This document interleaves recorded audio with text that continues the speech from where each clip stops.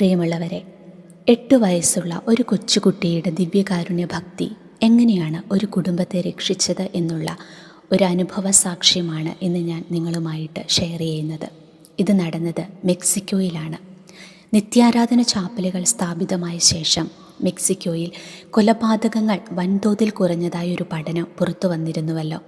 2010 മുതൽ 2015 വരെയുള്ള കാലഘട്ടത്തിൽ സിയൂദാദ് ജുവാറസ് എന്ന മെക്സിക്കൻ പട്ടണത്തിൽ നടന്നിരുന്ന കൊലപാതകങ്ങളുടെയൊക്കെ എണ്ണം 3766 നിന്നും 256 ചുരുങ്ങിയതായി പ്രസ്തുത പഠനം ചൂണ്ടിക്കാണിച്ചിരുന്നു.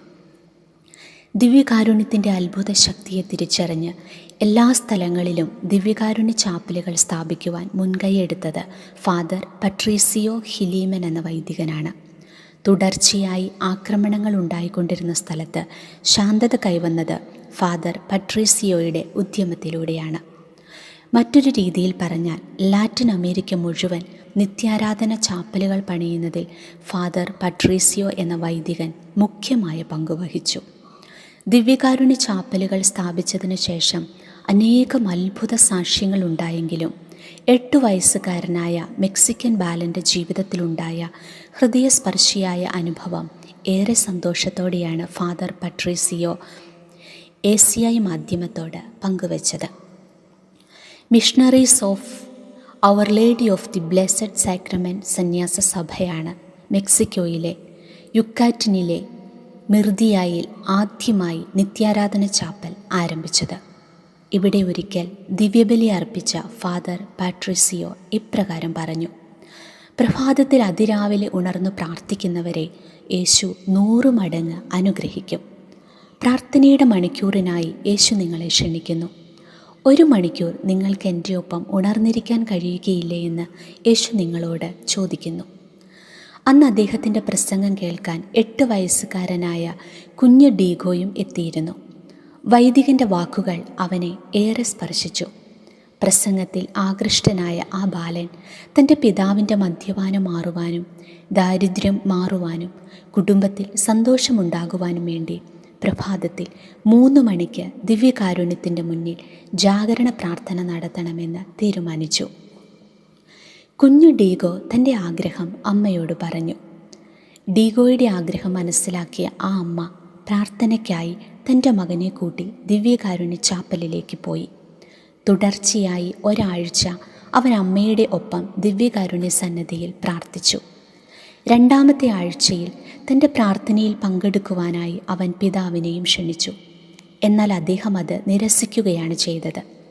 എന്നിരുന്നാലും അവൻ പ്രാർത്ഥന മുടക്കിയില്ല.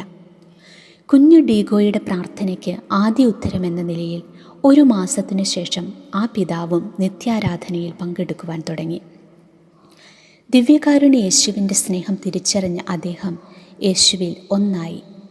മദ്യത്തിന് അടിമയായിരുന്ന ആ പിതാവ് തൻ്റെ ദുശീലം പൂർണ്ണമായും ഉപേക്ഷിച്ചുവെന്ന് മാത്രമല്ല, ഭാര്യയോട് കൂടുതൽ സ്നേഹത്തോടെ പെരുമാറാൻ തുടങ്ങി.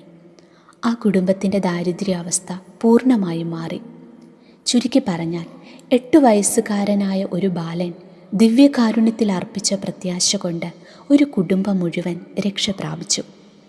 താൻ കണ്ടറിഞ്ഞ അനുഭവിച്ചറിഞ്ഞ കുഞ്ഞു ഡീഗോയുടെ ജീവിത സാക്ഷ്യം ഏറെ സന്തോഷത്തോടെയാണ് ഫാദർ പാട്രീസിയോ ACI മാധ്യമത്തോട് പങ്കുവച്ചത്. ഓരോ നിത്യാരാധന ചാപ്പലും യേശുവിൻ്റെ ഹൃദയത്തിൽ വിശ്രമിക്കാനുള്ള സ്ഥലമാണെന്ന് വൈദികൻ പറയുന്നു. ഒരു 8 വയസ്സുകാരൻ ദിവ്യകാരുണ്യത്തിൽ അർപ്പിച്ച വിശ്വാസം എത്രമാത്രം വലുതാണെന്ന് കുഞ്ഞു ഡീഗോയുടെ ജീവിതം നമ്മെ ഓർമ്മിപ്പിക്കുന്നു. പ്രായത്തിന് ഏറെ നമ്മൾ വളർന്നവരാണെങ്കിലും ജീവിക്കുന്ന യേശുവിൻ്റെ നിറസാന്നിധ്യമായ ദിവ്യകാരുണ്യത്തോട് ചേർന്നാണോ നാം ജീവിക്കുന്നത്?